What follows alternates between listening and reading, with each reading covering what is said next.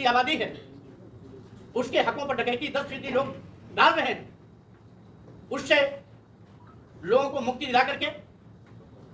समानुपातिक हिस्सेदारी भी इस देश के बहुजन समाज को दिलाने का काम करना है। जिस संविधान की शपथ लेकर के संवैधानिक पदों पर चुन करके प्रधानमंत्री और मुख्यमंत्री के रूप में बैठे हुए हैं, वो भारतीय संविधान द्वारा प्रदत्त अनुसूचित जाति, अनुसूचित जनजाति और पिछड़ों के आरक्षण को खत्म करने पर आमादा है। मारा जा रहा है, जलाया जा रहा है, कहीं पर उन पर पेशाब किया जा रहा है, कहीं मलमूत्र लेप करके उनको बेइज्जत किया जा रहा है,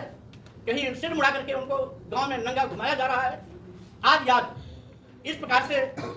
जो उनके साथ सुतरा व्यवहार किया जा रहा है, हम समझते हैं न केवल यह मानवता पर अभिशाप और कलंक है, बल्कि भारतीय संविधान की मंशा के विपरीत भी है। अपनी झूठी वाहवाही लूटने वाले जब ये कहते हैं कि हम 80 करोड़ लोगों को 5 किलो 10 किलो चावल देते हैं, उन्हें शर्म कि हमारे चिल्लू भर पानी में डूब के मर जाना चाहिए, राष्ट्र की मांग करते हैं, तो हिंदू राष्ट्र की मांग के पीछे उनके वो दूषित मानसिकता है जो आज भी इस देश के दलितों, आदिवासियों और पिछड़ों को जानवर से बदतर जिंदगी जीने के लिए मजबूर करते हैं। आज दलितों और पिछड़ों को मूली गाजर की तरह काटा जा रहा है।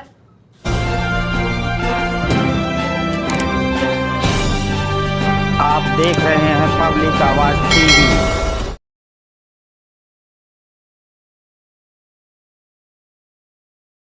आज पूर्व में अभी तक जो भी अलायंस रहे हैं वो यथार्थवादी ताकतें रही हैं, यथास्थित बात को पोषक रही है, जो सामाजिक और आर्थिक आजादी लाने के पक्षधर नहीं है। इसलिए देश के वो सभी राजनीतिक पार्टियां जो समतामूलक समाज बनाने की पक्षधर हैं, इस देश के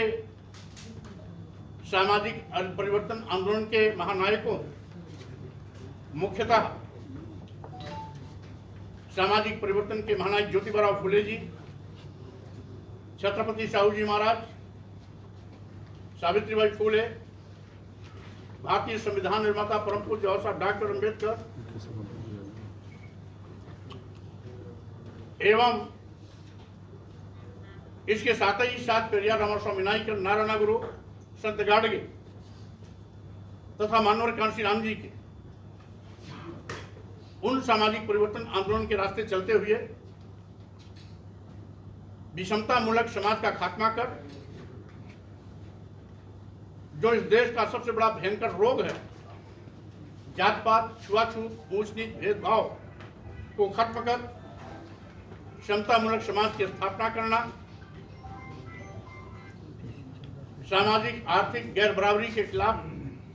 संघर्ष कर सामाजिक आर्थिक आजादी दिलाना और अपने महापुरुषों के बताए रास्ते पर चलकर के समाज को सम्मान स्वाभिमान के साथ खड़ा करना, यानी राजनीतिक हिस्सेदारी के साथ साथ सामाजिक और आर्थिक रूप से भी उनको सबके बराबर लाने का प्रयास करना आदि प्रमुख उद्देश्यों के साथ आज सभी राजनीतिक पार्टियां जो मिशन की पक्षधर हैं वो यहां पर इकट्ठी हैं और सबकी आपसी सहमति से आज यहां पर भारतीय बहुजन अलायंस की घोषणा की जा रही है। जैसा कि देखा गया है, इस देश के अनुसूचित जात, अनुसूचित जनजाति और पिछड़ों पर आंसू तो बहुतेरे बहाते हैं, लेकिन जब उनका इतिहास देखा जाता है या वर्तमान देखा जाता है तो किसी ने आरक्षण को ईमानदारी से लागू ही नहीं किया, और आज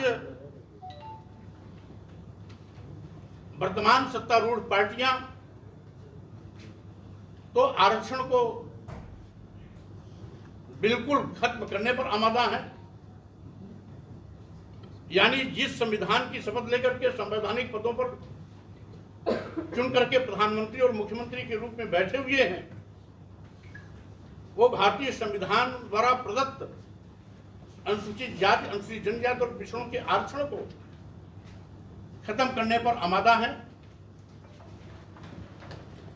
जो न केवल संविधान पर खतरा है बल्कि इस देश के अनुसूचित जाति, अनुसूचित जनजाति और पिछड़ों की अस्मिता के साथ भी क्रूर मजाक है। और फिर से उन्हें धन, धरती, शिक्षा, सम्मान से साजिश के तहत वंचित करने की एक गंदी सोच है, जिसको भापते हुए अनुसूचित जाति, अनुसूचित जनजाति और पिछड़ों के सम्मान स्वाभिमान की राजनीति करने वाले वो सभी राजनीतिक पार्टी एकजुट होकर यथास्थितिवाद का मुकाबला करेंगे, संविधान की भी रक्षा करेंगे। साथ ही साथ बाबा साहब डॉक्टर भीमराव अंबेडकर जी ने जो संपूर्ण राष्ट्र भारत की कल्पना की है, उस भारत की भी अस्मिता को बचाने के लिए एकजुट होकर के सड़क पर अगर उतरने की आवश्यकता होगी तो उतरेंगे भी, क्योंकि कुछ ऐसी यथास्थितिवादी ताकतें आज संपूर्ण राष्ट्र भारत पर भी सवाल खड़ा करते हैं। जब वो हिंदू राष्ट्र की मांग करते हैं तो हिंदू राष्ट्र की मांग के पीछे उनके वो दूषित मानसिकता है, जो आज भी इस देश के दलितों, आदिवासियों और पिछड़ों को जानवर से बदतर जिंदगी जीने के लिए मजबूर करते हैं। कमोबेश परिस्थितियां आज पूरे देश और प्रदेश में ऐसी दिखाई पड़ रही हैं। बड़े पैमाने पर आज दलितों और पिछड़ों को मूली गाजर की तरह काटा जा रहा है, मारा जा रहा है, जलाया जा रहा है, कहीं पर उन पर पेशाब किया जा रहा है, कहीं मलमूत्र लेप करके उनको बेइज्जत किया जा रहा है, कहीं सिर मुड़ा करके उनको गांव में नंगा घुमाया जा रहा है। आज याद इस प्रकार से जो उनके साथ सोतला व्यवहार किया जा रहा है, हम समझते हैं न केवल यह मानवता पर अभिशाप और कलंक है, बल्कि भारतीय संविधान की मंशा के विपरीत भी है। जब भारतीय संविधान इस बात को सूचित करती है कि संविधान की नजर में हम सब एक हैं, हम किसी को भी जाति, वर्ग, लिंग, जन्मस्थान और वर्ण के आधार पर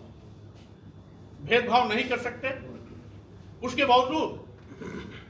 आज बड़े पैमाने पर भेदभाव किया जा रहा है। न केवल आरक्षण खत्म किया जा रहा है, बल्कि इस देश के अनुसूचित जाति, अनुसूचित जनजाति और पिछड़ों को जानवर से बदतर जिंदगी जीने की परिस्थितियां पैदा की जा रही है। अभी माने जी ने इंगित किया कि आज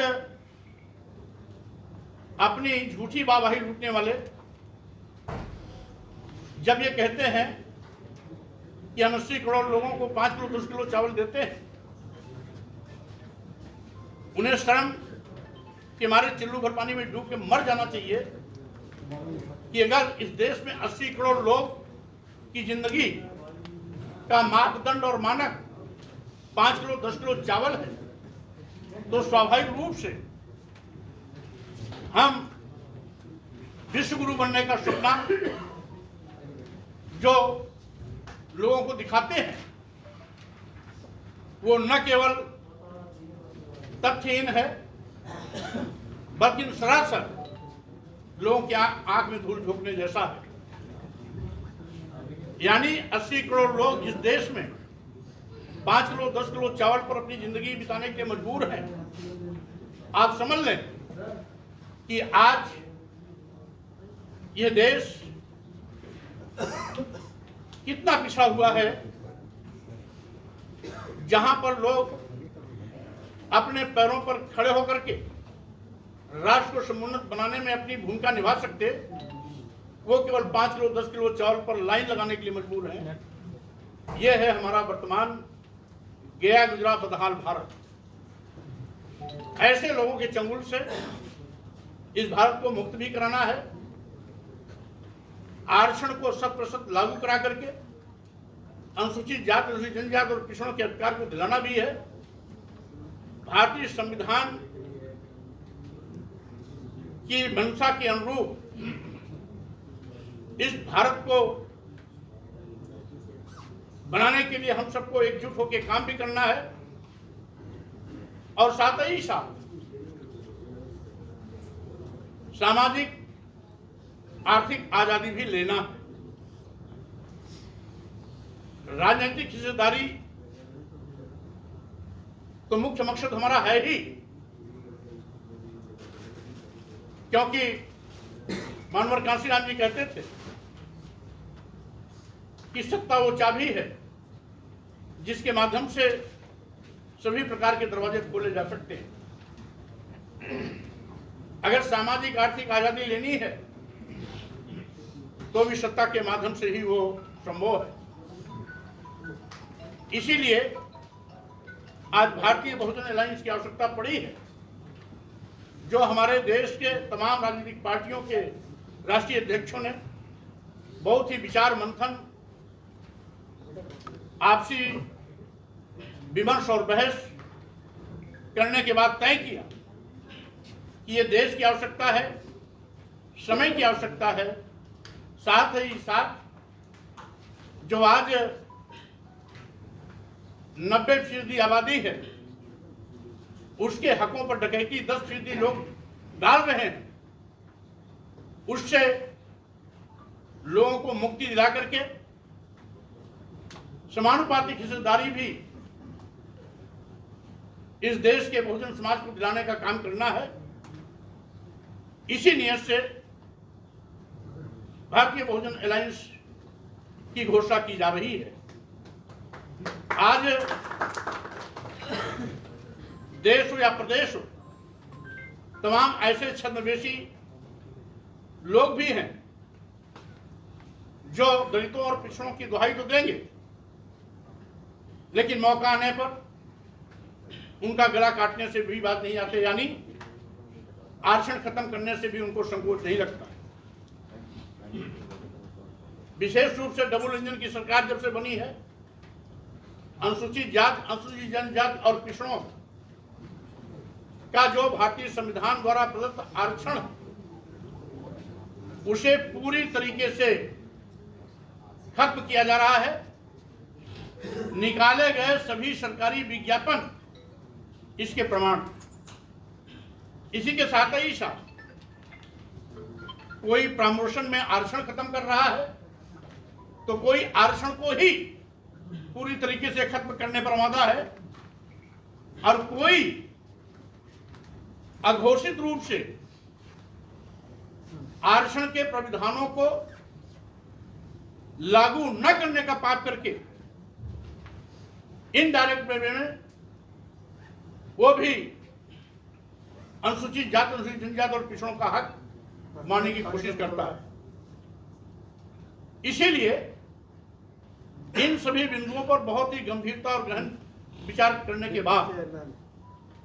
आज आप सभी लोगों के सामने भारतीय बहुजन अलायंस की घोषणा की जा रही है।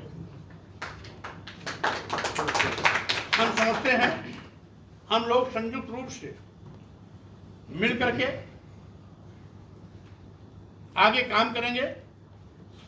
और साथ ही साथ एक दूसरे के सहयोग से इस देश के अनुसूचित जाति, अनुसूचित जाति और पिछड़ों के न केवल सम्मान स्वाभिमान की रक्षा करेंगे